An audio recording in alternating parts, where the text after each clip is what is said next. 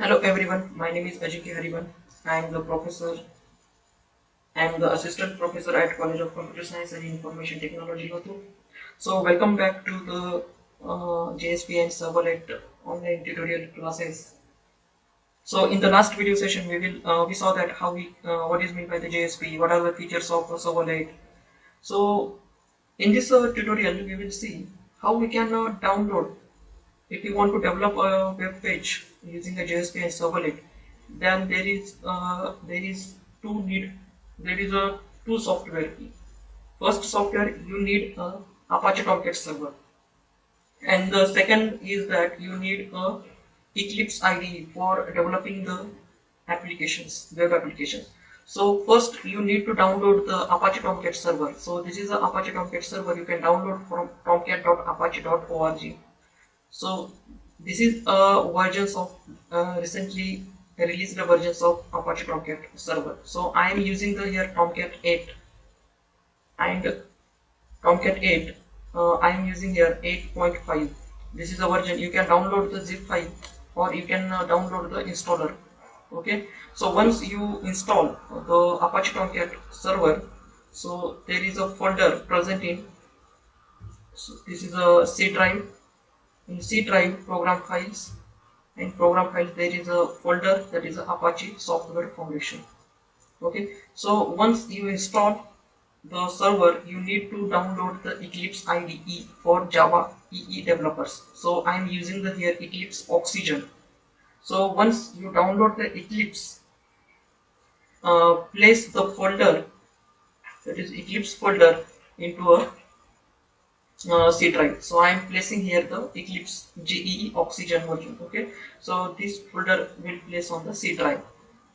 Once you place, go to the Eclipse folder and just double click on the eclipse.exe. Once you click on this eclipse.exe, the Eclipse IDE look like this. Okay, so this is a IDE.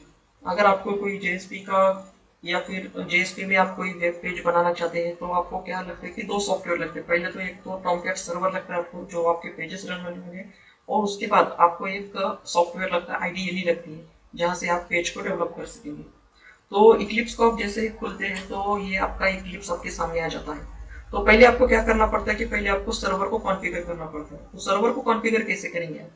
तो यहाँ पे देखिए, यहाँ पे नीचे एक server का tab दिखाई दे रहा है. ओके, तो अगर ये टैब नहीं दिखाई देता है तो आप क्या करेंगे, तो विंडोज में जाएंगे. विंडोज में जाने के बाद आप यहाँ पे शो व्यू पे क्लिक करेंगे. शो व्यू पे क्लिक करने के बाद आपको ये सर्वर का ऑप्शन दिखाई देगा. तो यहाँ से क्लिक करेंगे तो यहाँ पे आ जाएगा. तो सर्वर को कॉन्फ़िगर कैसे करेंगे, तो देखिए यहाँ पे दिखाई दे, आपको बोल रहा है कि नो सर्वर आर अवेलेबल. तो आप यहाँ पे क्लिक करिए. क्लिक करने के बाद आपका जो सर्वर है, यानी कि आपका कौन सा सर्वर है आपका, तो मेरा सर्वर का वर्जन जो है टॉमकैट वर्जन 8 है. तो मैं इसको क्लिक करता हूँ. तो इसको क्लिक करने के बाद यहाँ पे आपको क्या करता है, फिनिश बोल के बताता है. ठीक है, तो ये फिनिश हो गया. तो ये फिनिश होने के बाद आप क्या करेंगे कि यहाँ से आपको क्या करना है कि हम एक पेज बनाएंगे. ठीक है, तो JSP का हम एक पेज बनाएंगे कि how we can develop a first application. So यहाँ पे प्रोजेक्ट पे जाइए, फाइल पे जाइए, न्यू जाने के बाद यहाँ पे आपको वेब पेज बनाना है. तो आपको क्या सिलेक्ट करना पड़ता है कि डायनामिक वेब प्रोजेक्ट, ये आपको सिलेक्ट करना पड़ता है. तो डायनामिक वेब प्रोजेक्ट. सो यहाँ पे डायनामिक वेब प्रोजेक्ट का जो मैं नाम देना चाहता हूँ, मेरा जो नाम है test app first. Okay, so this is my project name and target run time. So ये टारगेट रन टाइम पूछ रहा है. अभी हमने अभी क्या किया है कि सर्वर को कॉन्फ़िगर किया है. तो ये हमारा टारगेट रन टाइम है, कौन सा, अपाचे टॉमकैट 8.0. तो आप यहाँ से न्यू भी रन टाइम सेलेक्ट कर सकते हैं. ठीक है, तो उसके बाद डायनामिक वेब मॉड्यूल वर्जन, ये ऐसे ही इसको रहने दीजिए. ये सब जो सेटिंग है इसको डिफॉल्ट ही रहने दीजिए. नेक्स्ट क्लिक करिए. नेक्स्ट क्लिक करने के बाद और एक नेक्स्ट क्लिक करिए. और एक बात जरूर याद रखिए कि यहाँ पे आपको generate web dot XML deployment descriptor, ये जो है इसको आपको चेक करना है. तो इसका इंपॉर्टेंस क्या है हम आगे देखेंगे, लेकिन आपको इसको क्या करना है, इसको आपको चेक करना है. बाद में इसको आप क्या करेंगे, फिनिश. तो फिनिश करने के बाद आपके सामने ये टेस्ट ऐप का एक फोल्डर आ जाता है.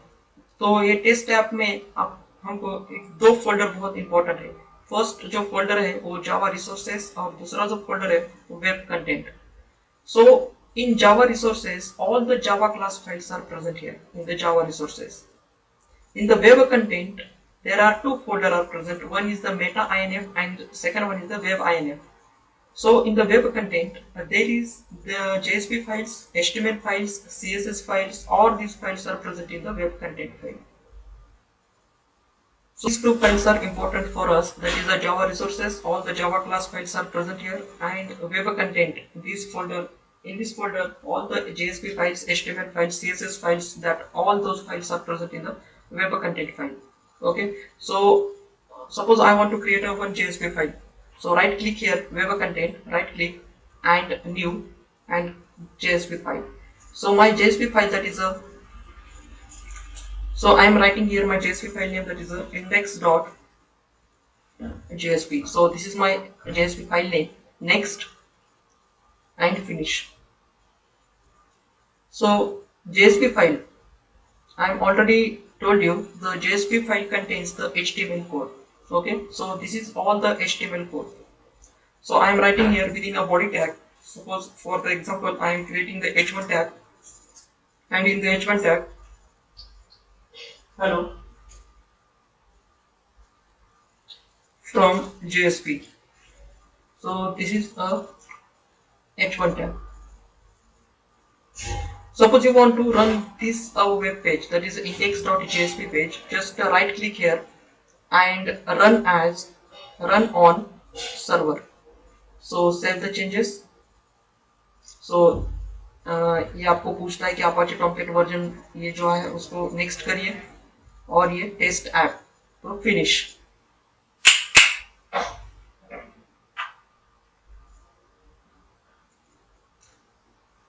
So this is ये JSP का पहला एप्लीकेशन इसे रन करते हैं कि hello from JSP pages. So this is our index.jsp file is there. Okay. So if you want to run any browser, so I am running this application on Chrome browser. अगर आप चाहते हैं कि मेरा जो एप्लीकेशन है वो Firefox पे भी रन हो या क्रोम पे भी रन हो, तो आप क्या करेंगे कि विंडो में जाएंगे. विंडो में जाने के बाद आपको एक ऑप्शन दिखाई देता है वेब ब्राउजर. तो वेब ब्राउजर जो भी आपके सिस्टम में जो भी ब्राउजर्स है वो आपको दिखाई देंगे. तो मैंने यहाँ पे क्रोम सेलेक्ट करके रखा है. तो जब भी मैं अपना एप्लीकेशन रन करता हूँ तो ये डायरेक्टली क्या होता है कि सर्वर पे रन हो जाता है.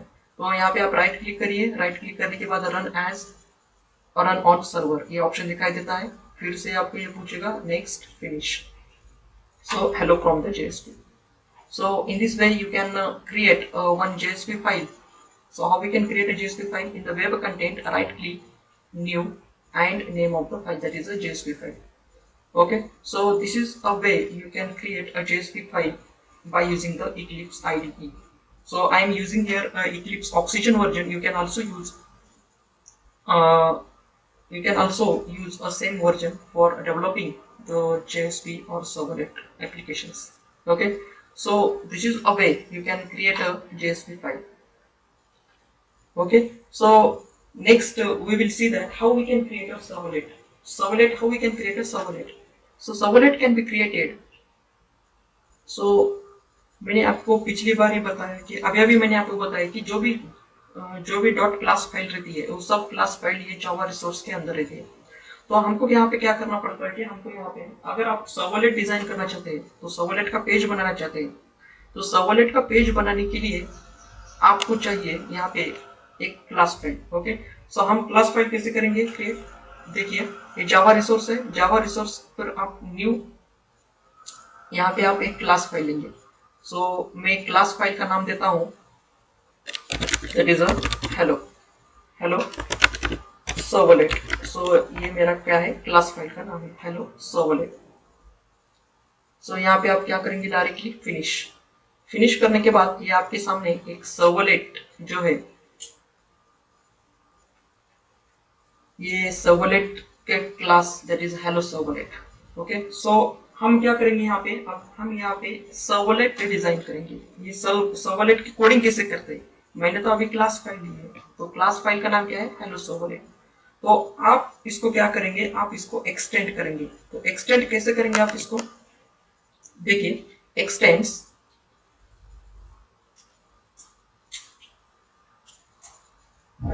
एक्सटेंड्स, ये एक्सटेंड्स होता है, कहां से एक्सटेंड होता है?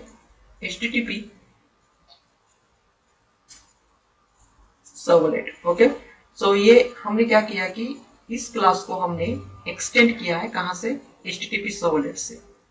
ठीक है, तो ऑटोमेटिकली यहाँ पे इंपोर्ट जावा x dot servlet dot H T T P servlet, ये जो पैकेज है ये ऑटोमेटिकली क्या होता है यहाँ पे, ये ऑटोमेटिकली आपके साथ आ जाता है। तो जब भी आप कोई भी सर्वलेट एक्सटेंड करेंगे तो उसका नेक्स्ट स्टेप जो रहती है, तो आपको यहाँ पे एक मेथड बनाना पड़ता है। तो मैं जो मेथड बनाना चाहता हूँ, तो हमारा जो नेक्स्ट पॉइंट है टॉपिक का, तो नेक्स्ट पॉइंट क्या है हमारे टॉपिक का कि the basic structure of servlet. So what is the basic structure of servlet? Okay, so ये हम बाद में डिस्कस करेंगे, पहले हम देखेंगे कि सर्वलेट के अंदर क्या क्या रहते हैं। तो ये प्रैक्टिकली देखने के बाद आपको पॉइंट आपको पता चलेंगे।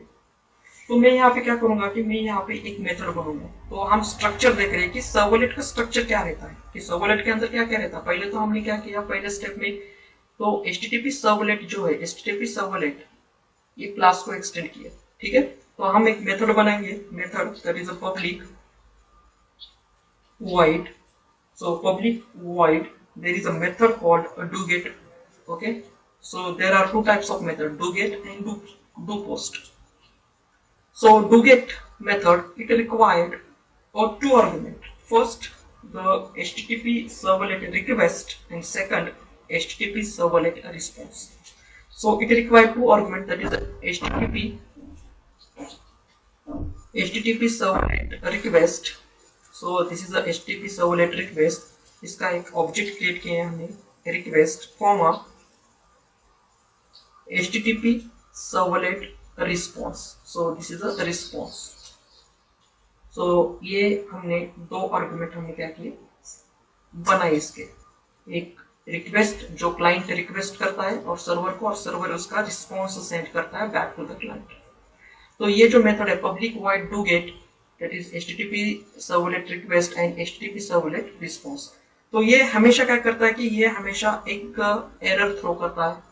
ओके, सो इस एरर को हमको क्या करना है कि इस एरर को हमको कैच करना है। तो ये कौन से टाइप का एरर थ्रो करता है? IO exception.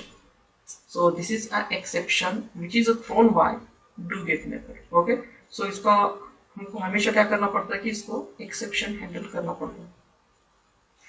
ठीक है, तो अगर कोई आपको प्रिंट करना चाहते हैं, आप कोई भी सर्वर के ऊपर आपको जो भी कुछ प्रिंट करना है, तो सर्वलेट में एक मेथड है जिसका नाम है print writer. Okay, so print writer, उसका ऑब्जेक्ट बनाया out is equal to response dot there is a method called get writer. तो ये क्या करता है कि जो भी यूजर ने रिक्वेस्ट किया, तो यूजर ने जो भी रिक्वेस्ट किया सर्वर को, सर्वर उसका response back to the client को सेंड करता है। तो हमेशा याद रखिए यहाँ पे सेमीकोलन देना चाहिए। ठीक है, सो आउट डॉट, जो भी आप लिखना चाहते हैं सर्वर के ऊपर या वेब ब्राउजर के ऊपर, तो there is a method called out dot println. So this is a method println. मैं यहाँ पे लिखता हूँ hello I am from servlet. ठीक, ये मैंने लिखा है सर्वलेट के ऊपर। क्या लिखा है मैंने कि hello I am from servlet. तो ये जो ऑटोमेटिक आप देखेंगे ऊपर यहाँ पे जो पैकेजेस है ऑटोमेटिकली ये इंपोर्ट हो चुके हैं, हमने कुछ भी इंपोर्ट नहीं किया, ये ऑटोमेटिकली पैकेज एक्लिप्स आपको प्रोवाइड करता है। ठीक है, तो जैसे हमने जेएसपी का पेज रन किया, कैसे रन किया कि right click on run on server. तो हमको क्या करना है, अभी हमको ये हेलो सर्वलेट डॉट जावा ये जो है इसको हमको रन करना है। तो इसको हम कैसे रन करेंगे, यहाँ पे देखिए रन, राइट क्लिक करिए, run as run on server. So restart the server, changes, yes, this is a Tomcat server. Next, this is our application name test.app, finish or restart the server. Okay, so server will restarted. तो देखिए यहाँ पे एक error आ चुका है, ठीक है, कि हमको यहाँ पे एक एरर आ चुका है कि क्या बोल रहा है कि HTTP स्टेटस 404। ठीक है, ये उसको डूगेट मेथड को, ये पेज जो बनाया हमने हेलो, हेलो यहाँ पे नाम क्या है हेलो सर्वलेट। ठीक है, तो हम यहाँ पे जाएंगे, तो हमारी क्लास का नाम क्या है, हेलो सर्वलेट। लेकिन हमको यहाँ पे क्या करना पड़ता है कि यूआरएल पैटर्न डिफाइन करना पड़ता है कि इसको क्लास के बजाय कॉल करना इट इज नॉट बेटर। तो आप क्या करेंगे, इसको एक यूआरएल मैपिंग देंगे। तो यूआरएल मैपिंग हम कैसे देंगे, देखिए आपको क्या करना पड़ता है, यहाँ पे पब्लिक क्लास जो है, अगर इस क्लास को आपको क्या करना पड़ता है कि instead of calling this class name you can call the class by using URL mapping. So how we can, so write down here @ web, यहाँ पे वेब सर्वलेट, ओके ठीक है, ये वेब सर्वलेट है, ये वेब सर्वलेट। और इसके अंदर आपको क्या करना पड़ता है, आपको यहाँ पे एक यूआरएल मैपिंग देना पड़ता है कि आप इस क्लास को कौन से नाम से बुलाएंगे, ठीक है। तो यहाँ पे _ मैं यहाँ पे देता हूँ हेलो, ठीक है। तो ब्राउजर क्या करेगा, इस क्लास को कॉल करने से, इस क्लास के नाम को कॉल करने से इसको कॉल करेगा, ठीक है। तो देखिए फिर से इसको रन करेंगे, run on server, yes save करिए, और ये टॉमकैट का वर्जन, फिर से next, finish. So restart the server.